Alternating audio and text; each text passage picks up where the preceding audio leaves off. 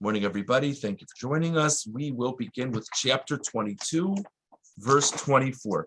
Chapter 22, verse 24. Mitzvah of, this is associated with the mitzvah of tzedakah, charity.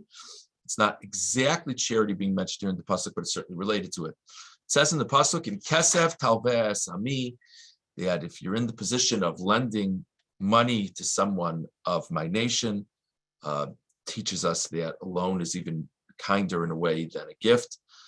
Teaches us the special priority of giving charity to other Jews. Esheni imach, the poor man with you, teaches us the unique responsibility of looking out for people of our own community. Lo sielo kinoshe, don't be to the borrower like a creditor. Lo sisimuno lov neshech, do not place upon him interest. Okay, don't place upon him interest. We get it. There's a Torah prohibition on charging another Jew interest in a loan. Fine. Well, how am I not supposed to be a creditor on him? He happens to owe me money. What's meant by that instruction? Am I supposed to lend it to him and tell him don't worry about it? The Torah called it a loan. What does that mean? So I'm sure many of you, the answer occurs to many of you, but just to see it clearly, Ramban on Pasuk Chav Daled says, "Lo sielo k'noshe hu malveh yomar shlo tielo k'malveh shu k'moshe leloveh." Don't take on the tack that is very natural for the lender vis-a-vis the borrower. That the lender is really on top. It's a fascinating statement. The pasuk in Mishlei says that the borrower is really kind of a servant to the lender because the borrower is tremendously indebted to the lender. And so the point of don't be for him like a creditor, of course you can ask for your money back, but the point is don't act like, you see the person in shul at Kiddush, don't act like, I'm the great philanthropist, I'm the great donor, I'm the sponsor. Don't act like any of that. All of your day-to-day interactions with the person should be as if you had never lent him the money. In addition, we say don't charge him interest. And on that, Ramban says, based on another pasuk in Torah, this could be interest of money, this could be interest of food. The whole attitude regarding the loan should be it's an act of kindness. Not that he doesn't need to pay me back. He does need to pay me back. But there's nothing, he doesn't owe me anything other than the money. I act in the normal way with him. I don't charge him any more money. Not going to take any money from this, anything more than I lent him. And I'm not going to take any honor. And this should not change the interpersonal dynamic in any way, shape, or form. It's an interesting thing to think about. Okay. It's ironic. I think when many people look at this pasuk, and it's understandable, they think to themselves it means don't be mean when you ask him to pay back the money, which of course is also true. But what we're really saying is don't expect him to treat you differently 3 years from now when your loan put him on his financial legs and now he's a very successful person. He owes nothing to you other than the money that he borrowed. It's an interesting attitude. Okay, now we also talk about the kindness, the patience in terms of waiting for that money to come back, particularly if they're a financially strapped person. And we're talking about if the collateral that they gave was a garment that they need, you should give it back to them when they need it. And in verse 26, we say, because that's all the person has to wear. That is the garment for the person's skin. What's the person supposed to sleep in if not this? And it will be when he calls out to me, when this afflicted person calls out to me because you're being so tough on him and taking one of his only possessions as to motivate him to pay back faster. Vishamati, and I will hear, ki chanun ani, because I am compassionate. This is sort of a foreboding pasuk. In other words, the pasuk says, you better not mess with that person, because if he calls out to me in pain and despair, the person who aggrieved him are gonna pay the price. That's the implication of the pasuk. And why are you gonna pay the price? Because God is merciful and compassionate. Doesn't sound like he's being merciful and compassionate to me. So he's maybe being merciful and compassionate to the other guy, but why are we referring to God here as merciful and compassionate? Ramban and Pasuk Chavav. V'shamati ki chanun ani. Chonein umekabel tchinas kol adam af al pi she'eno hagun migzeras chinam. This is a famous idea that comes up elsewhere in the Torah. Chanun, of course, is translated as God being compassionate, but the Ramban says Chanun is related to the word chinam. Chinam means for free. So Hashem describes himself as saying that even if a person doesn't necessarily deserve special treatment from above, they're not so they're not such a tzaddik, they're not so wonderful, God looks at them with compassion also.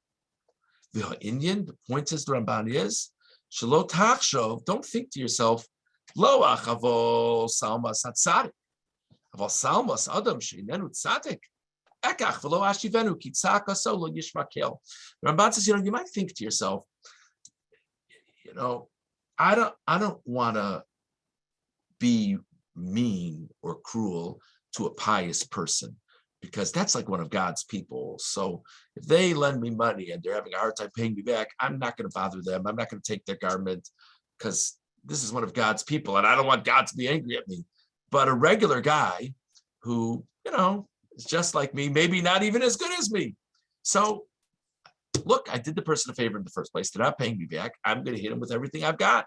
Says the Ramban that Hashem is saying, bad attitude, because you have to understand, I'm going to be as compassionate for this person as for the big tzaddik.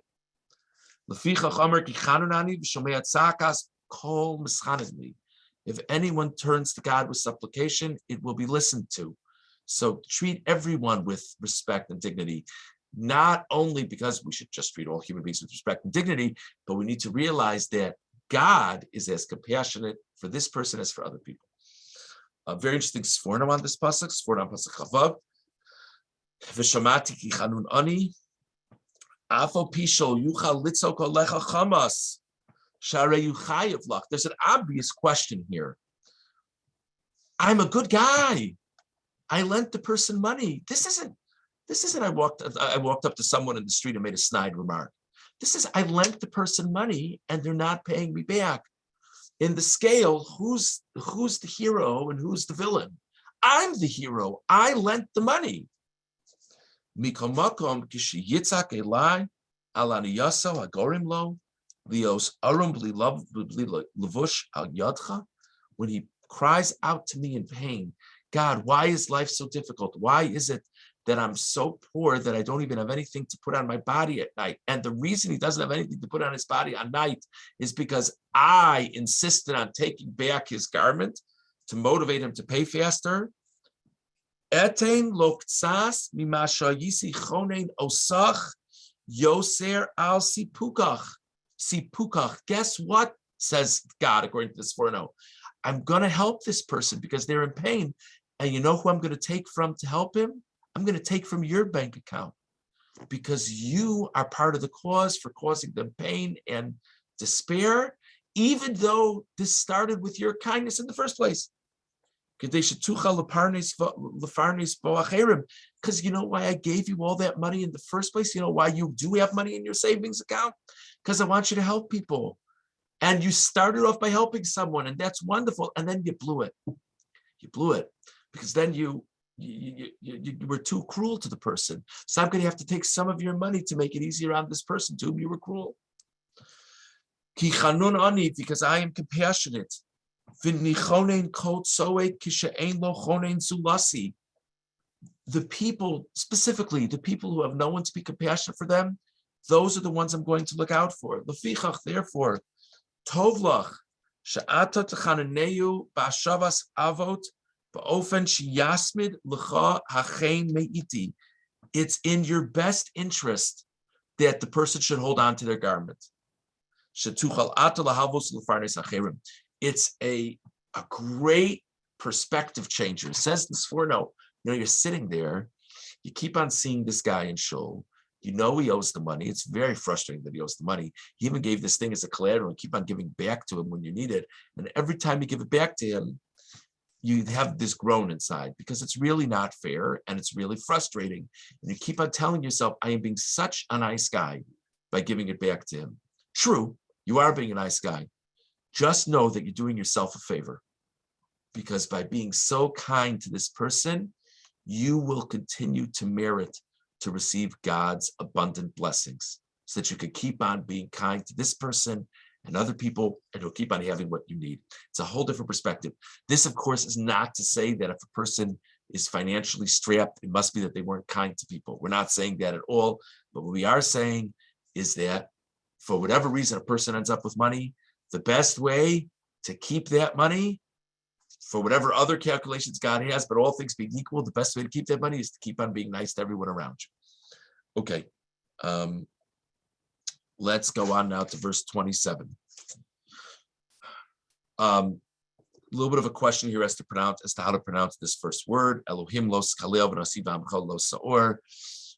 It is possible that it's referring to a prohibition of not cursing God, but also the word Elohim sometimes refers to a judge. The Torah is telling us a specific instruction to not curse a judge. And also, a head of a nation, a head of a tribe, don't curse that person either. I guess I shouldn't curse anybody. I guess if a person is a really good person and they have an important position in community, I should be nice to them, respectful. What exactly is the lesson in not cursing these people? Really interesting sforno, at least for the first one. First sforno, pasuk Chav Zayin. Elohim lo skalel. Afal pisha tachshov shehita es dincha hadayon lo skalel. Why would a person want to curse a judge anyway? I'll tell you why a person wants to curse a judge. Because the judge judged against him.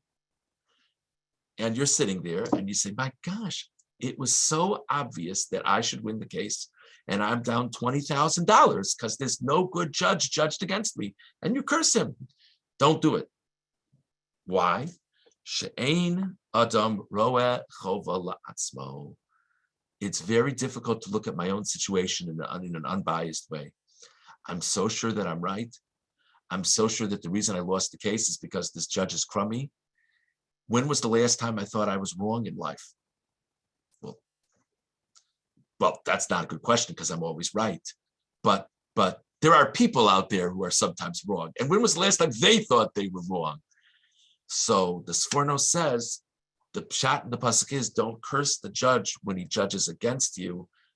Not because it's not kind to curse. Of course it's not kind to curse him, but there's something else. The reason you're cursing him is because you think it's all his fault that you lost. Maybe your case was bad. Maybe the other person is right and you're wrong, and ask yourself if you would know the difference. Interesting idea. So we spoke this morning about what it means to not be like a creditor on the person. We spoke this morning about what we mean about not afflicting the borrower because God is compassionate. And we also had the idea of the sforno regarding why one is prohibited from cursing a judge.